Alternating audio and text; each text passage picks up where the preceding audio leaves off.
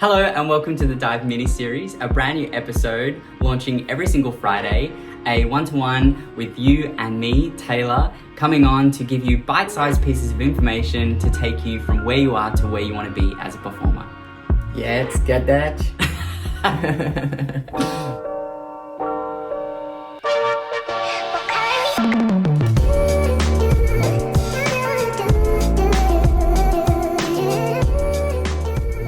Today is all about taking breaks as a performer. Now, this, I believe, in my personal opinion, is not talked about. And if you are a performer, you probably never got taught how to take a break. And it was all about more, and never, it was seen as something that was weak if you took a break. You were always pushing more. But if you are a performer and you're watching this, you know what more ends up doing. It ends up actually breaking us physically and mentally and emotionally and causing that overwhelm and exhaustion. In this fast-paced world of the arts, which we absolutely love, where the hustle is always on and the demands of everything that we're doing, from auditions to performances to live gigs to rushing and doing all of it, we can get caught up in the whirlwind that is the never-ending tasks and to-dos and all of the above.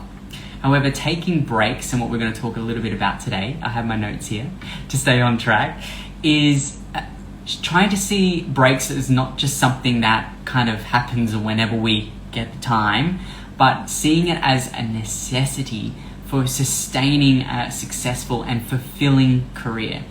You know what it's like when you are exhausted, it's the end of the week, or it can be a Monday and you're already exhausted. If you've felt like this, comment below, maybe a thumbs up or a sad face if you felt this.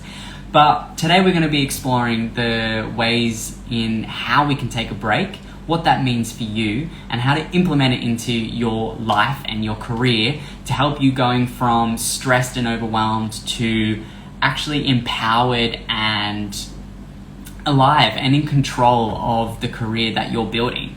Remembering that you are in the driver's seat and that you have 100% control of your life. And even though when we are busy, it actually doesn't feel like that. It feels as though the world we're waking up and all of a sudden we have 10 things to do and we can't even take a breath.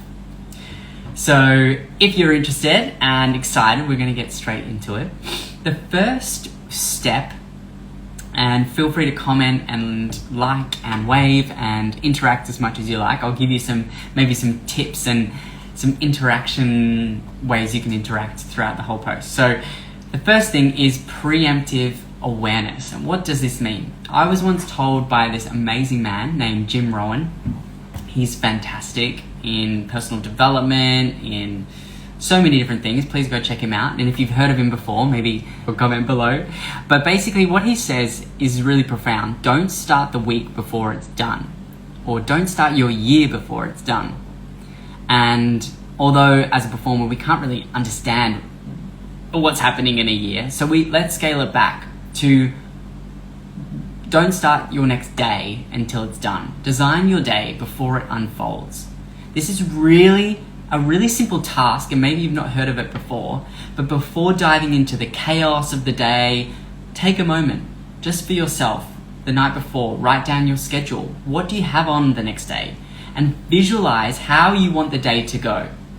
See, 99% of people don't do this, or maybe 90% of people don't do this. We are on our phones, we're working till late, and then we just get onto bed really late, and we wake up and we are just back on our phones, back to the next to-do going. We don't actually take a moment to go, actually, what day is it? What day of the month is it? What time is it? And what do I want to get out of it? So before the day starts, just grab out your journal and write down, even by dot point, what's going to happen in the day. And this simple act of preemptive awareness can help you not only set up the day and how you want it, but it already gives your mind and your body that sense of, ooh, that's happening today, and you gain control over what you're writing as well. So you're able to go, oh, okay, see how the day actually is. Because sometimes when we're not thinking about it, we get into the day and we're like, oh, there's so much going on. However, if you were to write it down the day before, maybe the stress wouldn't be as high because you actually have laid out and you've actually prepared your mind and your body of what's going to come. It also gives you a heightened sense of control, like I said, and helping you identify potential stresses and allowing you to strategically plan moments of rest. And this brings me to the next topic. So the second part of today's live is about defining what breaks mean for you. Personalized rest breaks that actually work for you, because it's going to be different for everyone. So not all breaks are created equal as well, and what constitutes a break can be so different for everyone. So maybe even now you can reflect, take a moment to personally think about what brings, when I have a break, what am I doing? And if, say, it's a month or 3 months away abroad in another country, obviously we can't do that. We can't all of a sudden just pack our bags and leave. You could, but as a performer, we have 8 shows to do, or we have the next class to get to. How can we bring what you define as a break into 5 minutes?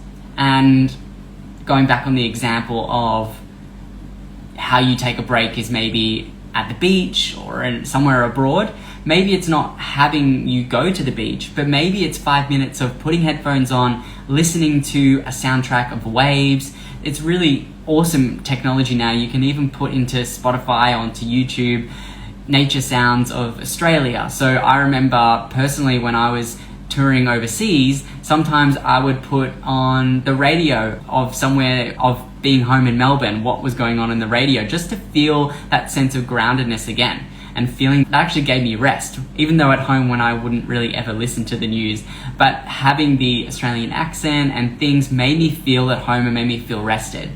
And you can also do this for anywhere. You could do it with wildlife and nature of that specific country if that brings you rest as well. So just taking that 5 minutes of putting the headphones on and imagining that you are in that place. So by basically visualizing where you are, you can actually gain a lot of benefits of being there. Of course, being in that beach is going to be better, but again, remember, this is all about how can we take what gives us breaks and respite and bringing that into the little pockets of time that we have. The third thing is scheduling breaks. So we need to really make rest a non-negotiable part of your day. How many times below do you schedule rest into your day? I know for me, for a long time, it was 0. Rest was something I got if I got everything done and that there was nothing else I could possibly do, then I rest. And what this gave me was exhaustion and overwhelm, and I just couldn't function as a human. Because remember, you are only one human. You're not a machine. Right? Scheduling breaks is actually really, it sounds luxurious, but if you again look at your schedule and what the next day is going to come up and see, where can I put in rest? Where can I take 5 minutes to myself to breathe, or to go out into nature, or listen to a favorite song? Yeah? These little ways, in trying to put them into your lunch break or wherever, you can put those little moments of rest. Maybe your rest is listen to a podcast or your favorite musician, or maybe it's just absolute silence, putting some noise cancelling headphones on. So you also want to treat these breaks not only as non-negotiable appointments for yourself, but you really need to identify when you're most likely to feel fatigued during the day and slot it in then. See, we obviously love breaks when we have them, and if you are scheduling your day out and you're seeing that you have 10 things on, don't schedule your break as the first thing in the morning. Schedule it when you know you're going to be the most fatigued. So maybe it could be in the morning, and then maybe mid-afternoon or near the end, just taking 5 minutes or 10 minutes or whatever time you have to add in those breaks. So already you can see, by being more aware of what's on your schedule, slotting in breaks when you know you're about to be fatigued. Something really awesome you can do if you're a performer or if you're on your legs a lot through the day, take 10 minutes by bringing your feet up against the wall and your hips down. You're on your back, and this can really help flush all of the lymphatic system and help you feel a lot more rested. Even just 10 minutes is equivalent to almost like a 30-minute nap for your body. I know, right? So maybe add that into your next break.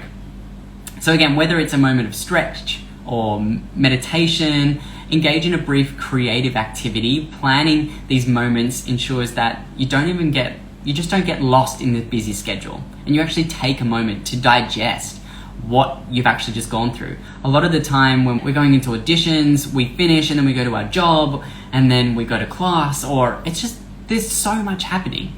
And if we don't take those moments of rest and reflection of going, okay, that just happened. If you think way back when we were creative, we didn't have 20 million things to do in a day. Yeah? We just had one thing: wake up,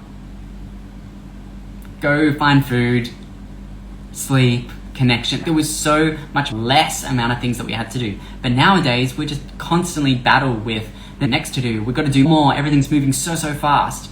Without adding in breaks and I'm not saying negotiate hours and hours of breaks throughout your day. Amazing if you can. But just find little pockets of time that you can add breaks in, and you will absolutely start to feel different. The fourth thing I was going to mention is similar to what I was talking about before, is that you're only human, you're not a machine. So you need to build a supportive plan that actually supports you, acknowledging your own humanity. Yeah, you can only do what you can do, and trying to be okay that you are just one human, an awesome, wonderful human, but you can't be doing activities for 20 million people. And while you're capable of incredible things, remember that you are still only that one person. So crafting a plan and creating a plan that supports you rather than wears you down can help you be kinder to yourself, give you the space that you're looking for. The fifth thing, and the last thing I wanted to mention before we finish the live today, and I hope you're getting something out of this, is that you need to start taking charge of your own life. So many times we fall victim to, oh, my job is telling me to do this, or now I have to do that. And I know what it's like to have the crazy busyness life of a performer. But remember, you are where you are because you decided to be there. You know, got the job because you needed the money, or you took up full time because you wanted to learn. So by remembering why we actually said yes to doing the things that we're doing, we can remind ourselves that we were the driving force of making that decision, and to not fall victim to be like, oh, I have to go to work today, or I have to do this today. Remember, you decided to be there, and you also can decide not to be there. So taking charge of your life is going to help empower you again. And if you're in a place where you can't necessarily cancel or run away or stop what you're doing, just maybe remembering why you're there in the first place, and that can maybe help you gain a bit more control of going, oh, I actually decided to be here, so why not make the best out of it, and put in little pockets of time to help you remember that throughout the day. We are another species of people that are doing things that we're not really designed to do. Not only performing and dancing and singing the way that we're doing, which is so out of the norm of what we're being created for on a daily basis. If you're currently in a full-time show, 8 shows a week is a lot on the body. We aren't designed to actually do that much performance again and again. So just reminding yourself that you got to treat yourself as this athlete, this person that is going above and beyond what the normal is. So you need to create above and beyond schedules and plans to help support and nourish you so that you can get and continue going in the way that you want to go, and remembering why you're going in that direction too. So I hope you enjoyed today's podcast. Always, if you have questions, things that you're dealing with, message us, email us, as we can put them towards the podcast in upcoming episodes. And check out the website if you haven't already. There's free resources on there every single week, from blog posts to meditations, and so much more to come. I'm sending so much love to you. I hope you have a wonderful rest of your weekend, and I'll see you soon. Thank you all for listening to today's mini-series. If you enjoyed today's episode, feel free to share it with a friend. And if you have any questions, you can email us at info@thedive.com.au. For more resources and information on becoming the best performer you can be, you can also check out our website at www.thedive.com.au.